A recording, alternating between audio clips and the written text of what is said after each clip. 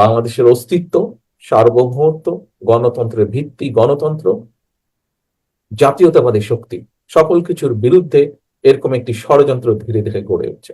আপনারা যারা অ্যাক্টিভিস্ট আছেন নিশ্চয়ই আপনারা এটি অনুধাবন করছেন। যত ধীরে ধীরে জিনিসটি তৈরি হয়েছে যে বাংলাদেশের অধিকাংশ জনগণের সমর্থন, আগামীতে যদি একটি স্বচ্ছ নিরপেক্ষ নির্বাচন হয়, বাংলাদেশের অধিকাংশ মানুষের, অধিকাংশ ভোটারের সমর্থন এই দল পাওয়ার সম্ভাবনা যত বেশি উজ্জ্বল হয়েছে, তত বেশি দেখেছেন বিএনপিকে মিডিয়া ট্রায়ালের সম্মুখীন করা হচ্ছে।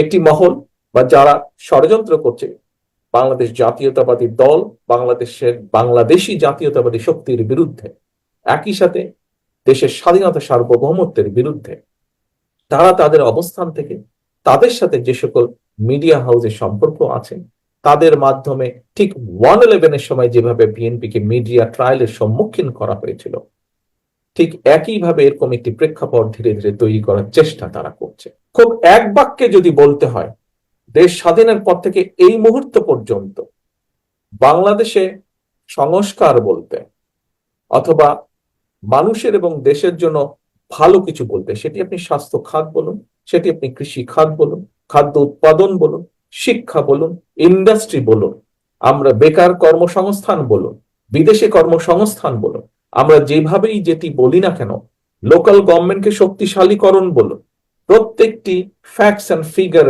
ডাটা দিয়ে প্রমাণ করে দিয়ে দেওয়া যাবে যে বাংলাদেশ জাতীয়তাবাদী দল যতবার জনগণের সমর্থনে দেশ পরিচালনার সুযোগ পেয়েছে, এই সকল প্রত্যেকটি বিষয় বাংলাদেশ জাতীয়তাবাদী দল তথা বিএনপি সবচেয়ে বেশি অবদান রেখেছে, রাখতে সক্ষম হয়েছে। হতে পারে আরো কিছু করার হয়তো আমাদের ছিল, আমরা করতে পারিনি, সেটি আমাদের লিমিটেশন। কিন্তু এই মুহূর্ত পর্যন্ত বাংলাদেশের প্রায় প্রতিটি সেক্টর, যেই সেক্টর গুলোর পরিবর্তন হলে, উন্নতি হলে জনগণের ভাগ্যের উন্নতি হয়, দেশের ভাগ্যের পরিবর্তন হয়, দেশকে এগিয়ে যাওয়া বলে, এরকম প্রত্যেকটি কাজ সবচাইতে বেশি বিএনপি করেছে। 31 দফা আমরা দিয়েছি।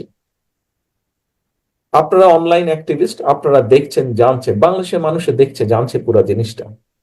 এই মুহূর্তে বিএনপি বাংলাদেশ জাতীয়তাবাদী দলের মাধ্যমেই এবং বাংলাদেশ জাতীয়তাবাদী দলই আগামী দিনে কি কি ভাবে দেশকে সামনে এগিয়ে নিতে পারে তার একটি সঠিক দিক নির্দেশনা বা একটি সঠিক ডাইরেকশন একমাত্র বিএনপি দিয়েছে।